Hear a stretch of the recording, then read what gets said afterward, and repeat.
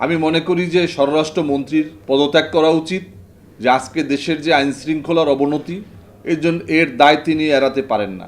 কারণ আজকে ক্ষমতার 6 মাস হয়েছে, এই 6 মাসে কেন আইন শৃঙ্খলা রক্ষাকারী বাহিনী, পুলিশ, বিজিবি, র্যাব, আনসার বাহিনী থেকে শুরু করে প্রত্যেকটা বাহিনী থেকে আওয়ামী লীগের দালালদেরকে, আওয়ামী লীগের দোসরদেরকে আমরা কেন উৎখাত করতে পারলাম না?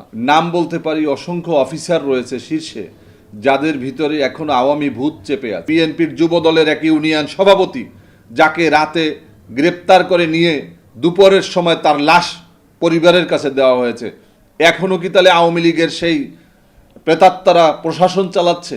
এটা সাধারণ মানুষের মাঝে আজকে প্রশ্ন। এই ডিভিল হ্যান্ডকে কার্যকর করতে হবে।